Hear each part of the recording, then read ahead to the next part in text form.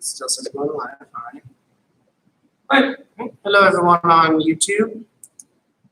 And hello, everyone on Facebook. Awesome. So we're good to go. Good. And hello to everyone who's watching the YouTube on our community. And all of you see nothing, just an empty screen, but voices, disembodied voices from off camera.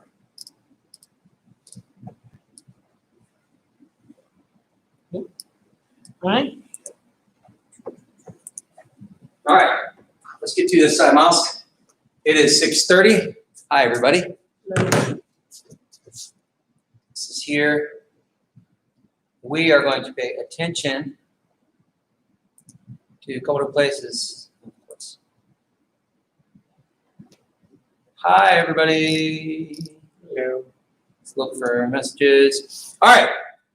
So, hi, everybody. I'm Sayaji Dan. Time Mouse. And you know who we are. And this is our, for the time being, our last 6:30 live stream. We are going to start doing a seated practitioner live stream on Mondays at 4:30, like we used to do, but now the school's back, we're gonna go back to that. We're gonna do our 4:30 to 5 seated practitioner live stream. We are just still working out a way to live stream from remote areas so that we can have instructors and we can share the screen and we can still live stream. It's a little tricky. You can't just share screen your Zoom meeting onto YouTube. Doesn't work. So we gotta get a workaround. And until our community, the program designers of the community we use, which is Circle, are building in a live stream function for the community. So we'll be able to do something where we're live streaming specifically directly to that, and hopefully having skipped over YouTube and then Facebook as well, which we don't need anymore. We'll be able to live stream from multiple sources that way. We'll figure it out. We're still working on it. But the reason why this is the last 6:30 is schools are starting, and so our off-campus PE is starting up again. And the off-campus PE requires 5 classes a week. And so we have to have 5 days a week. And we are open 5 days a week, including Monday. So Monday has to be one of those days, and we set it aside and reserve it for their health class. We give a half hour of health and then a half hour of physical fitness every Monday to all of our off-campus PE students. And just the way the schedule works out, this year it's at 6:15. So we are not going to be doing a Monday live stream Q&A anymore at 6:30. However, before you get nervous, don't be. One of the things we're doing, because our students are progressing into higher ranking belts and higher level belts, we're going to start live streaming multiple classes a week. And we're going to live stream our Zoom classes directly to the live stream, so there'll be a second camera set up. And so while we're teaching Zoom class, we will also be live streaming. And that, what will happen with the live stream is on the class that we live stream, I'll be teaching, and Saya Miles will be answering questions or taking questions on the live stream and then assisting. And then every once in a while we'll switch up. But what that means is we're going to do a beginner class, an intermediate class, and an advanced class every week, and we're going to alternate. So it's a little hard for set schedule for those that are doing live stream, but we're doing that because Tuesdays are focused on drills and ACAs, our forms. Every Tuesday, every class is about our 3-count, 6-count, 9-count drills, our point square, 5-point cross T, and line ACAs every Tuesday. And so we want to live stream one of those every week so that everybody gets their thing. The 5 o'clock class is on drills. The 6 o'clock class is on point, square, and 5-point.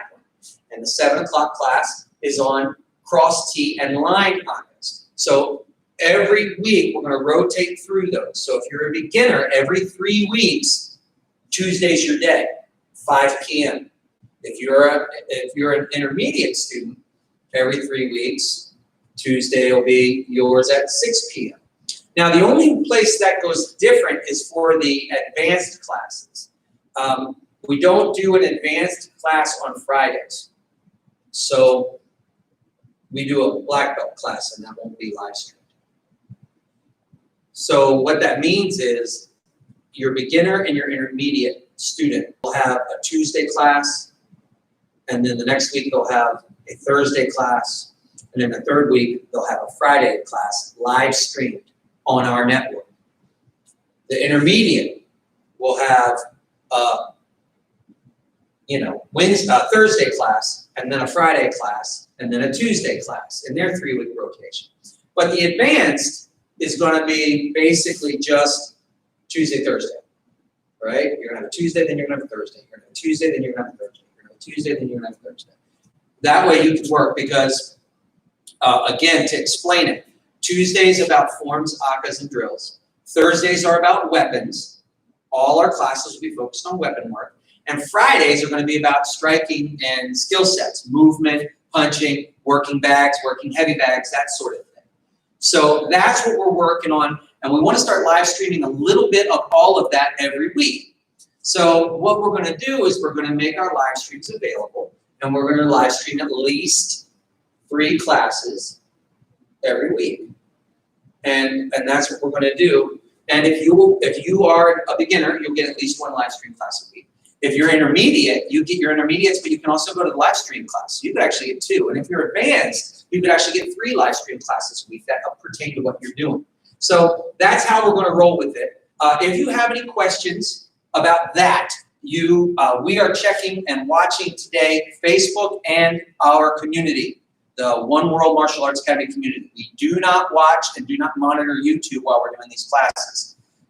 There's only so many computers and screens we can use. Yeah. So if you've got a question and you're on our community, type up the question. It pops up. It's a little delayed, but we'll get it. If you've got a question, you're watching us on Facebook, ask us a question on Facebook. But that's what's happening, and that's why the Monday 6:30 live stream is going away for the school year. I'm sure we'll put one back in next summer because it's very useful. Everybody seems to like it. But next week, we're closed on Monday anyway. It's Labor Day weekend holiday here in the US of A. And so we wouldn't have any classes this next Monday anyway. But pay attention to the announcements. Make sure you join our community. That's where our announcements happen. The community is top menu of our website, oneworldma.com. On the top navigation menu, there's something that says community. You click that and go there and join, and you're part of the community, and we will move you into the parts where you fit. So if you've registered your child, you'll go into the youth program where and if your child's old enough, that's up to you to decide whether your child gets their own account. But you guys can get in there and you can communicate with other parents. You'll be in you'll get all our announcements. You'll get all our live streams. You'll, of course, have the intro where you can say hello to everybody. But you'll also be put into the private area that's only for parents and students that are young. And no one else will be in there. It's just for you guys to communicate. Of course, it's moderated. We have 4 moderators who are involved in everything. But that's a safe place for parents to talk and work with kids and work with questions about youth training. And if you're an adult, you go to the adult program. And that's where adults can be free to talk about adult subjects in regards to martial arts. Please, let's not get carried away here. Everything is martial arts focused on what we do. But that way you can talk about things like the things that you might not want to talk about in front of a child when it comes to self-defense.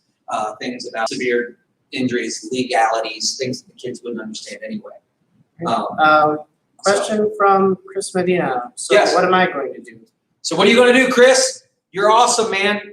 You are set up so that at your belt level, you're blue belt.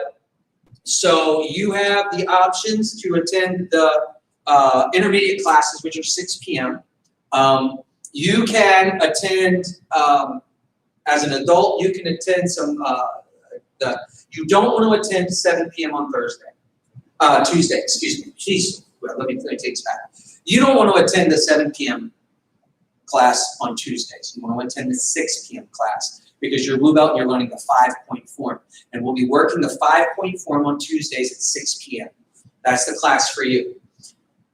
Other than that, you have a lot of freedom. We don't really mind our Zoom students coming to any class. It's just that if, as a blue belt, if you go to weapons, some of the weapon work at 7 might be a little advanced, so you'll be learning things out of order. Okay? Fridays, if you come into a Friday to do a makeup class at 6, you'll be fine. If you come Thursday at 6, you'll be fine. You come Tuesday at 6, you'll be fine. 6 p.m. is a great class for you. Weapons, Thursday, you could come at 7 if that works better for you, but you'll be skipping some of the intermediate stuff. You'll be jumping right into the deep end of 2 sticks and movement patterns. Okay? But you're in pretty good shape. You're already learning the blue belt stick work anyway, so kind of jumping into where the purple belts are, you'll be fine. You're not that far behind. But the 5-point form, we're going to be training on Tuesdays at 6. You really want to be there at 6 p.m. for Tuesdays. Okay, any other questions so far? No, just so we're not going to do Tuesday, Thursday. Yeah. And that is all of our. Anything on questions so Facebook yet? No questions on Facebook yet? No questions. Awesome. Okay, we do get some highlighted stuff here. Let's see what's going on there. Yep, live now. Good. I got a private message from a master teacher in Myanmar. He sent me a good night sticker. Good night.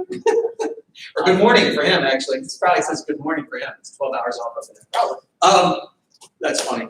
So anyway, what I do want to do for this live stream tonight is one of the last ones. I would like to go over a very basic thing. I would like to teach the 3-count drills again, but really focusing on the theory and application.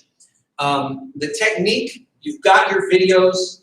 It's very easy to follow those teaching videos, I hope. If not, you can ask questions about that. But what I want to do with Cy Miles now is, even if you know the 3-count drills, what we're going to work and talk about here is the foundational principles that we want to work with.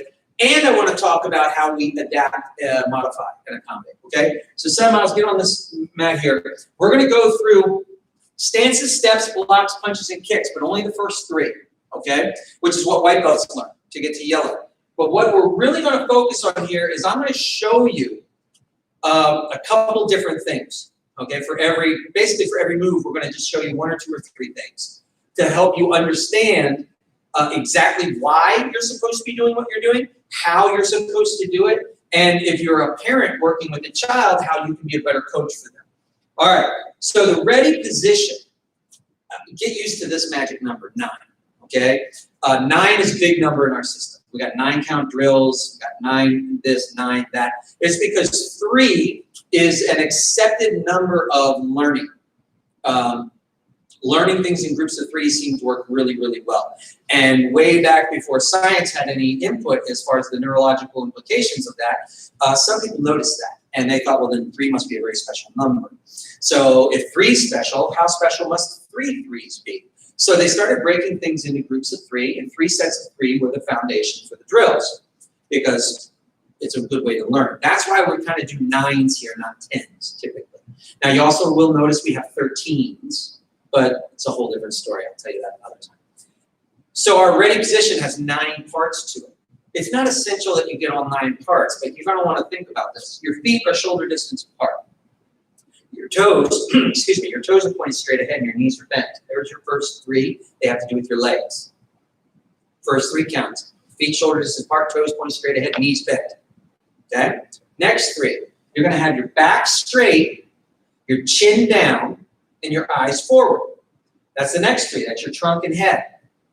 Okay? Then you got your hands up and your elbows in, but you're relaxed. Those are the last 3. I'd love to say this has to do with the arms, but really relaxation is the whole body. Okay? So those are the 3 groups of 3 when you're sitting here. Feet shoulder distance apart, toes pointing straight ahead, knees bent, back straight, head down, eyes up, hands up, elbows in, relax. That's the ready position.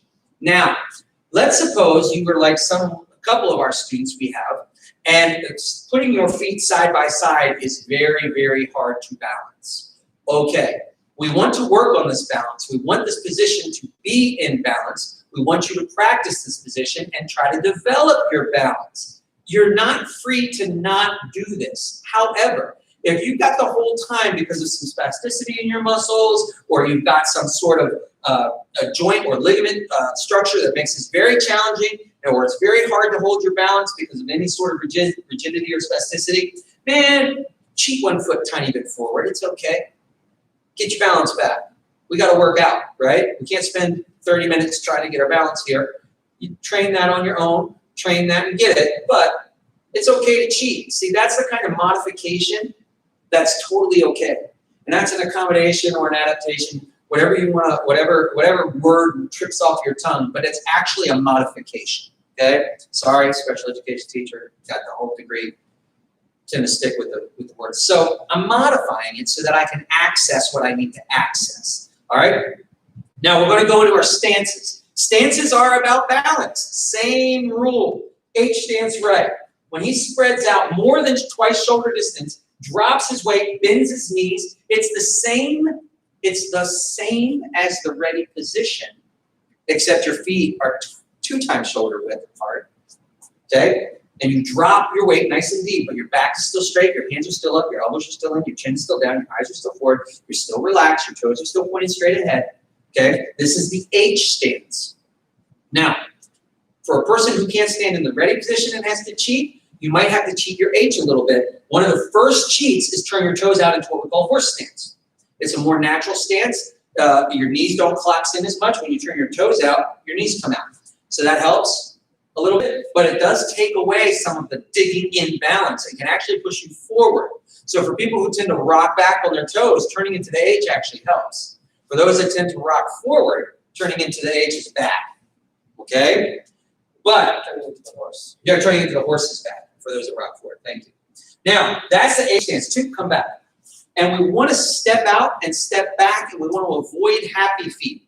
We want to pick up our foot and step out, pick up our foot and step back. That's it. We're working on balance and locking our feet into the ground and muscle strength, so bend those knees. What you're looking for is bent knees and good balance. That's what we're looking for when we train these stances. Ready, H stance left. Right? Hold it for a second or 3, 2. L stance right. He goes back, he turns his toe out to his L stance. I'm not teaching you the stances so much as I'm teaching what to look for. He steps back, but his shoulder is still pointing forward. He didn't step back and do this, okay? He didn't step back and turn his whole body just any weird way. His torso is facing out this way, but because he stepped out at the 45, he's actually angled his shoulders towards the opponent, and that's good. We don't want you stepping out and turning like this. Right? This toe overturns, you're facing the wrong way.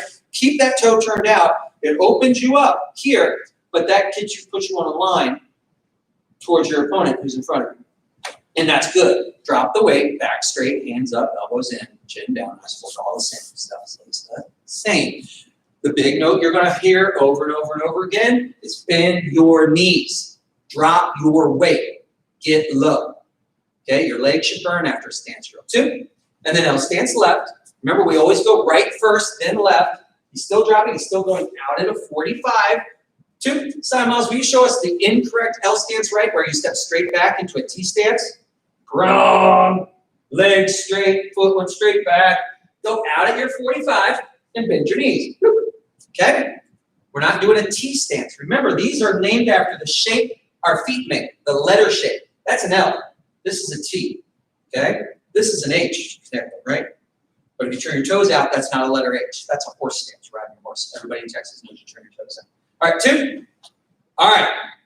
And then the third stance, out at the 45, in stance, keeping those toes forward. Now, here's the thing that drives me personally crazy. We yell at students, I don't. We yell at students to press that heel down. Get that back heel down on the ground. Get your heel on the ground. You don't have good balance if your heel's not on the ground. And then we start training sport and we go, get on your toes and move around. And the kids go, I don't understand why you're yelling at me for doing whatever. We push our heel down because it does help with our balance. It does help with our stature and our posture, and it helps lock us into the ground. But that also completely negates one of the one of the big important benefits of the in stance is mobility and bringing power to bear. right? If I push this heel down, I'm actually pushing backwards. My heel up, I'm ready to go forwards. And that's what I want, because these are my power weapons. I'll never yell at a student for having a heel off the ground. Okay? If you can't push your heel down, if that sort of flexibility range is a real problem, I don't care. Because practically speaking, theoretically speaking, it is irrelevant. Okay? That being said, you should be under very tiptoes. That's right. And that being said, put your heel on the ground, would you? In a stance, you're supposed to put your heel on the ground. Put your heel on the ground. If you can't, okay. Don't really care. But please do it if you can, obviously. Right? For the perfection of form, beauty, character, development, discipline, all that stuff. 2. Right? And then stance left. Same thing. And 2. Now, Sia Miles has what's called a crescent step, and it's a real good one. And he likes them, and he does them a lot, and it's intuitive for him. He goes in and out with his steps. Now, I don't. In my stance drill, I have what has been called a trigger, not a crescent. Okay? I just trigger in and step out. I just bring in and out just a little bit. He has a nice, solid crescent. And again, different teachers, different philosophies, different styles would argue one's better than the other, then they're both wrong. It is whatever works best for you. And there are reasons behind them, of course. But in the beginning, what you want is control in and out. You want to control your step. You don't want to plop. Okay? You don't want to get flowery. You just want to step. And then you want to come back in control. Okay? That's what you're working on with your stance drill. Okay? Now, stepping is about mobility and movement. Stepping drill is actually a sport-based drill, not a traditional classical martial arts-based drill. A lot of what we do in this is based off of sport movement.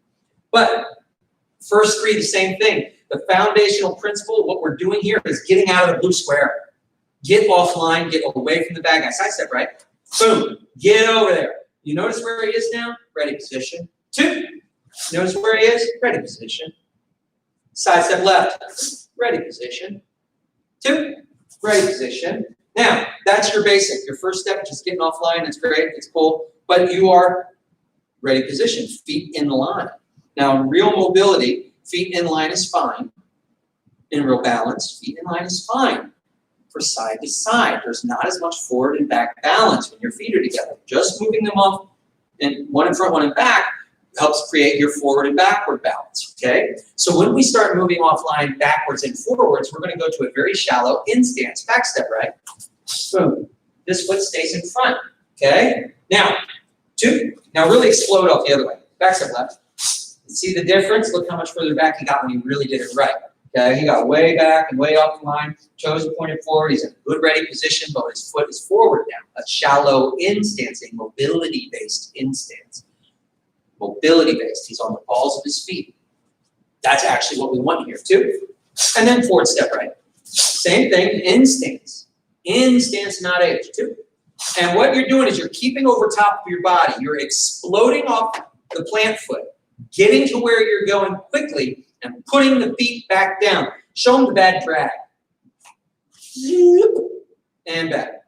We don't do that, okay? That's the first thing people are going to do wrong in this drill. That or what we call the peg leg. They're going to straighten up their legs, and that's going to make them hop like a bunny rabbit or step like that, the peg leg, okay? When the legs go straight, this happens, or this happens, okay? So keep your knees bent. And don't drag your back foot. Push off this foot and pull it in. Push, pull, right? Use those muscles. Push, pull it in, okay? Don't push and then drag, okay? It's not a slide step.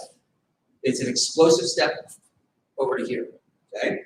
So that's really the secret. What you're looking for in this is explosive movement, pushing off the support leg and continuing to engage the muscles all the way through. Getting them here. Do what our exaggerated tap tap. Some of my students, sometimes I say, listen to the beat. Hear that? Tap tap. 2. Now do a forward step right. Hear that? Tap tap. That's exaggerated, of course. It's insanely exaggerated. But that's what we're doing to give the idea that you don't just go tap drag. You step forward and You should hear it, okay? Good. Now, that's our movement and that's our balance. You see that they follow the same basic pattern, right? We're going side, side, back, back, forward, forward. All right, let's take a look at some questions. Some people are jumping in here. While he's looking at that, I'm going to get you set up for another, and check Facebook too. So those are the first two drills. Now we're going to move up into our blocking. Now, philosophically speaking, we train these in order for a reason. Okay, philosophically speaking, there's an order and there's a rationale. Stances first. Our balance, we don't want to get knocked over. We are assessing the situation. We're getting ready in case something bad's happening. Okay, we're getting set. We're getting bumped. We're just stepping and dropping our weight so we don't get knocked over to see if it was accident or on purpose. Balance. Get control of your body. Get control of your environment. Think about that. Get control of your brain. Get control of your body. Get control of your environment first. Okay? People are walking around. People aren't walking around like this. Good bend knees, good balance. You know, No. you gotta be aware. Good set, good balance, bend your knees. The second thing you do, as you get control, that means you have to be aware, right? And we talk a lot about in self-defense situational awareness, but also environmental awareness. So philosophically speaking, you're getting control of your brain, your body, and your environment. So the next thing you do is, having assessed the situation, you're now going to go mobile. You're going to start moving. We are a mobility-based martial art. So the second drill we learn is stepping, because now you've got to start moving. Half steps, you've got to start moving around, hands come up, you start saying, leave me alone. You don't want to cross over your feet, trip and fall. You want to be used to moving and pushing off this foot into your half steps, which is what the stepping drill teaches from day one. Is a half step, that's a half step, extended step.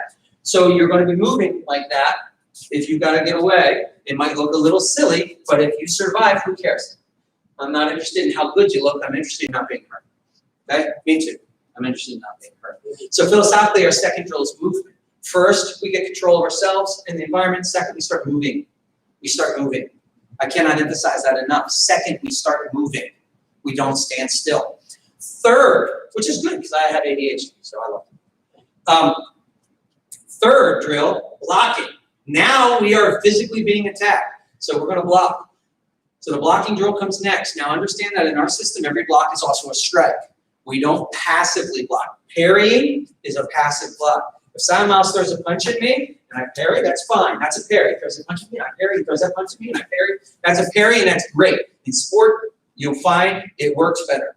But in sport, we are both voluntarily punching each other. I don't want to get punched in real life. Okay? So in real life, I want to hurt that hand. When he throws that hand at me, those are blocks. I'm striking, right?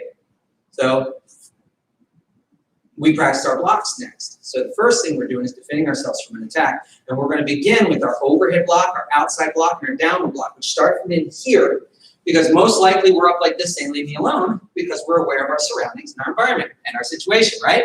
Because step one, get control. So now we're aware. We're turned on to what's going on, and we're moving to get away, and he attacks us. So when he does that attack, I mean, I don't know what he's going to do, but my hands are here. Because if my hands are here and he just tries to punch my head, my hands are already here. See, I'm already in the way.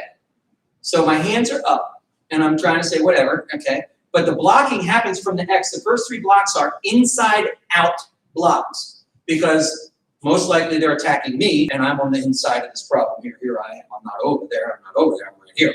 So the blocking, the concept we begin with is go to your X and block out from the X. In to out. So when he throws that punch in my face, I can block up here, outside. He throws that block in my face, outside, but still inside the range, right? And if he's punching down here, I can do that low block, or if he throws a front kick, I can do that low block, okay? Now, theory application. Low blocks are not going to stop a roundhouse kick, especially not a Bondo roundhouse kick, because we are throwing that shin low. Wham! You're going to block that with your forearm? I don't think so, okay? So, get up here. Let's do the blocks. What we're working on in the blocks is turning and leaning and striking with the forearm, okay? So it's power. So we want to exhale when we block. Now, for all the youth, I make everybody yell "ayo," okay, which is one of our things, but it has to come from the belly, not here. Ayo, right? None of that. Ayo, none of that. Ayo, from here. Ayo, right? Every martial art has something that you try to yell from their belly. Okay? In my school, we say ayo. But for adults, breathe. Right? From the belly. Right? Youth can breathe from the belly too if they want to say ayo. Careful, you've got to exhale, which helps lock your body. Overhead block, right? Okay, see how he turned and leaned? His head is not past his knee, though. That's one to look for. Also, exhale. Now, do the big mistake. Do the turn and lean with the back. Overhead block left. Or right. Yeah, see that? No good. No good. Okay? You're leaning with the back, which means your legs are going straight. Look for that. Don't let your knees bend. Okay? Bend. Don't let your knees bend. Let me try that again. Don't straighten your legs. Let me make that crystal clear because apparently I can't talk tonight. Don't straighten your legs. Bend your knees. Turn and lean. Put your head over the knee, but not past the knee. Okay? All right. Good. Now that's true for all three blocks. Turn and lean. Watch his shoulder as he does an outside block. Give me an outside block. Okay. So the outside block, shoulder turns in. Good. All right. Now go to an X. Now because he's going to this X, okay, I can expect that he's going to block with this hand because it's on the outside. The first three blocks he's going to block with his outside X. Okay? Going to block the outside X. You don't always block with the outside X, but there's a reason why we're blocking with the outside X here. And I'll explain that right after he does it. Give me an outside block. Okay, good. You know why he's blocking like that? The outside X, go back to the same X. Okay? He's going to the same X because maybe I grabbed this hand. So he's going to put his arm underneath it and push my hand off. He's going to scrape off my hand. Okay? Because he's not going around like this. We're just training like this. In real life, his hands are up. So he's got his hands up and he's saying, leave me alone, and I grab his hand. So he's going to go under it and scrape it off. So it's going to go to the outside. Now, the other thing he can do is also slam down on it from the outside. Boom, right? Into a low block. Or just smash in an X. Right? Just an X block. Just, right? Can really smash into the arm and make somebody let go. And it's about the power. Okay? So, if he's got this arm on the outside, which arm is he going to block with when he does his low block? That one. Okay. Now, we want to always do right arm first. Right X, left X, right X, left X, right X, left X. So the X's will alternate. Okay? Good. Now, as you go a little higher up, there'll be times where you block from the inside. Okay? But you're going to see that a lot of times you're blocking from the inside because the outside's scraping something off high. Our high lows, a lot of times the high low, the high block might be from the outside. Because you're driving off and blocking low. Just depends on the application. All right, so that's blocking. When you get the punching, it's the same thing. Turning and leaning, pointing your shoulder at the opponent. The first three punches are linear. They should go straight down the line. So if you're working with a partner, your partner should pretty much stand in front of you. And all the punches should go right at that partner, right here. So he turns and leans, and his short punch goes right here. Look where his next one goes. Same spot. Look where his long punch goes. Look where his next one goes. You notice how his head's on the opposite side each time? That's because he's turning and leaning and getting his head on. Uppercut. An uppercut. They all go to the same spot. So that's what you're looking for. You're looking to see that the punches aren't doing this. They're going here by turning and leaning and putting the shoulder right towards where it's supposed to go. Remember, all blocks are strikes. So every block should be doing the same thing, right? So your punches and your blocks should look very similar. Okay, as far as the turning and leaning. Put this feet, shift that way. And we've got something called a heel pop. White belts don't have to worry about that. But all it is popping the heel when you block. Or popping when you punch. Okay? But don't worry about that yet. That's too much in the beginning. All right, but you'll see us do it in some of our videos. All right. Just get the movement down. All right. Now, the next thing, the last thing, we're going to talk about kicking. And isn't it funny that our kicking drill, first three kicks, aren't kicks. First three kicks are knees. Okay? Now, they're knees because every kick starts with the knee. Because without good knees, you don't have good kicks. If you don't drive with the knee, you're not going to drive your kick. If you're just lifting your foot up, that's not a kick. You've got to lift the knee up first. Everything starts with that knee. Okay? So that knee has to get up, get strong, go to the target. So let's learn to use the knee first. We love knees in our system. All right. So what I'm going to do is I'm going to let Simon Miles talk about how we practice knees and kicks because it's not like punching and blocking. All that breathing, goes away for the kicking drill, and I'll let him do that while I check for questions.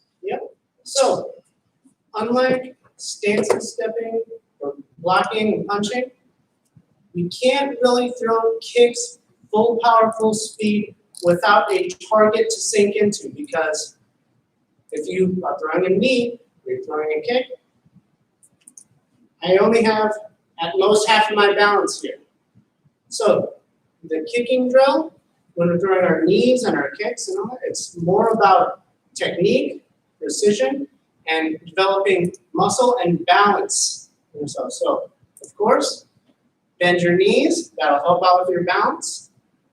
And this first one that we do is the check.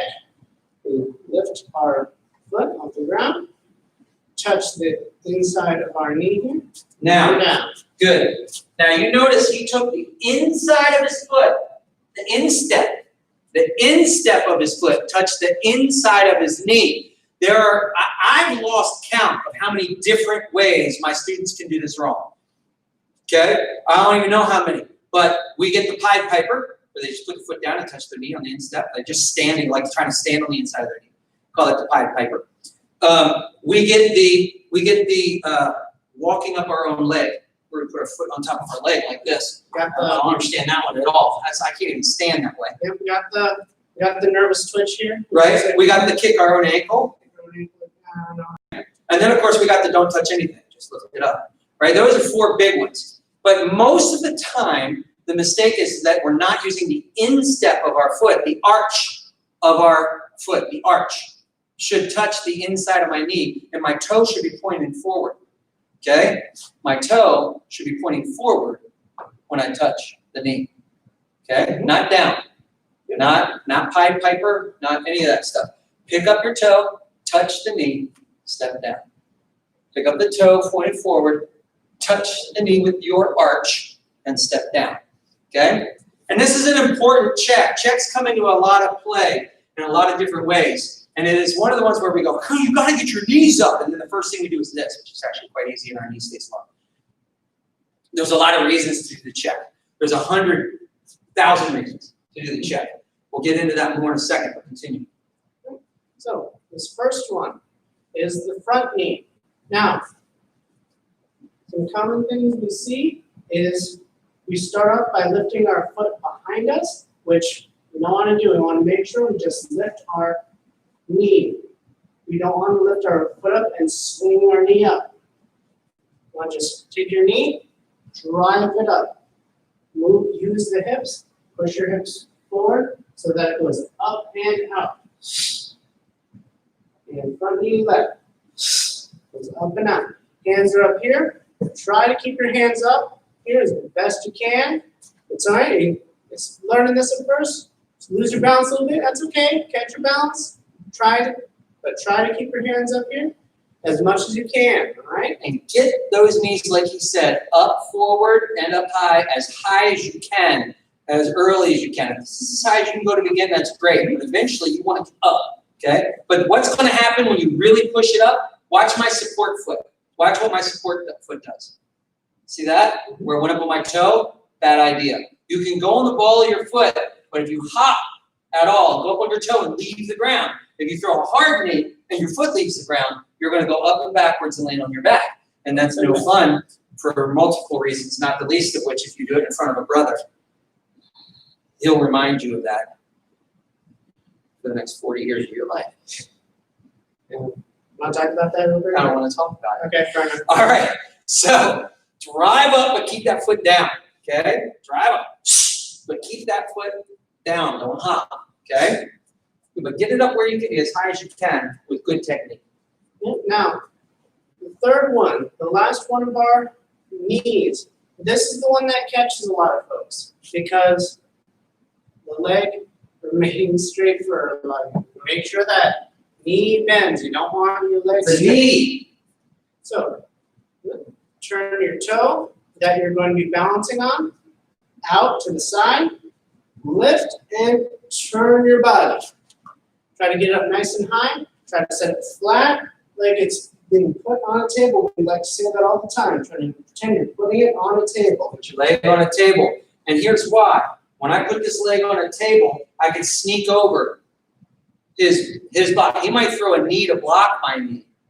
Okay, and if I'm coming up at an angle, let's say he takes that leg over there because he sees me coming in, I'm coming in, so he brings that knee up in a front knee, okay? Go slow. And he brings it up in front knee and I'm coming up, it's gonna intercept and go, right? But if I lift up and come slightly downward, or I lift up and come straight in, I can get over it and slam it into it. Now, did I just expose my groin? Oh, yes, I did. However, I hit him first. So, 6-1. So, look, the point is, a roundhouse knee should come across. Boom. Okay? Boom. Even if I'm hitting low with it, I want the foot up level. I don't want to come like this. That's a different kick. We want the table. Boom. Okay? And it's the knee. So the big mistake most people make is this. There's nobody over there. This is not a roundhouse knee.